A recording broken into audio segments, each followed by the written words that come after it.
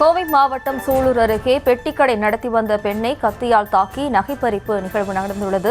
சுகதி நகர் பகுதியைச் சேர்ந்த மேரி ஜூனியானா என்ற பெண்ணை தாக்கி 4 சவரன் நகையை பறித்துள்ளனர். கடந்த வியாழன் அன்று நடைபெற்ற சம்பவம் தொடர்பாக 3 பேரை பிடித்து போலீசார் விசாரணை நடத்தி வருகின்றனர்.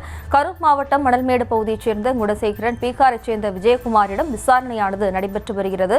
மேலும் ஒருவர் பிடிப்பட்ட நிலையில் அவர்களிடமிருந்து துப்பாக்கி தோட்டாக்கள் பறிமுதல் செய்யப்பட்டுள்ளனர். கூடுதல் விவரங்களோடு இணைகிறார் நமது செய்தியாளர் கோவிந்தராஜ். வணக்கம் கோவிந்தராஜ். வணக்கம் ஜெயஸ்ரீ.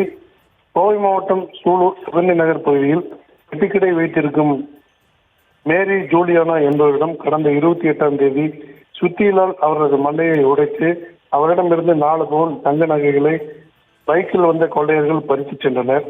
இதன் பேரில் கோவை போலீஸ் சூப்பரண்ட் கார்த்திகேயன் உத்தரவின் பேரில் தனிப்படை அமைத்து குற்றவாளிகளை தேடி வந்தனர். அங்கிருந்து சிசிடிவி காட்சிகளை அடிப்படையாக கொண்டு குற்றவாளிகளை தேடி வந்த நிலையில் சூலூர் அருகே உள்ள ராசிபாளையம் பகுதியில் ஒரு வீட்டில் பதுங்கியிருந்த கரூரைச் சேர்ந்த குணசேகரன் மற்றும் பீகாரைச் சேர்ந்த விஜயகுமார் சாணி ஆகிய இருவரையும் போலீசார் பிடித்தனர். இருவரையும் காவல் நிலையம் அழைத்து வந்து விசாரணை நடத்தியதில் அவர்கள் இருவரும் தான் இந்த சுத்தியலால் அடித்து மேரி ஜூலியானாவை நகைப்படுத்தி ஒத்துக்கொண்டனர். மேலும் அவரது வீட்டை சோதனையிட்ட போது அவரது வீட்டில் அமெரிக்காவில் தயாரிக்கப்பட்ட ஒரு துப்பாக்கி மற்றும் பயன்படுத்தப்படாத 18 தோட்டாக்கள் இருந்ததை போலீசார் கண்டுபிடித்தனர். அதன் பேரில் மீண்டும் அவர்களை துருவி விசாரித்ததில் இது தொடர்பாக பீகார் மாநிலம் பாட்னாவைச் சேர்ந்த விக்ரம் என்பவரிடமிருந்து 45,000 ரூபாய்க்கு இந்த துப்பாக்கியை வாங்கி வந்து இவர்கள் இங்கு பதுக்கி வைத்திருந்தது தெரிய வந்தது.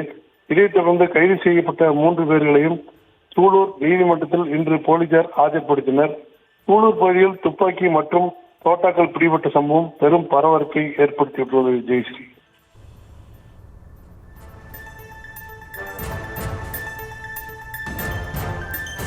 விவரங்களுக்கு நன்றி கோவிந்தராஜ்.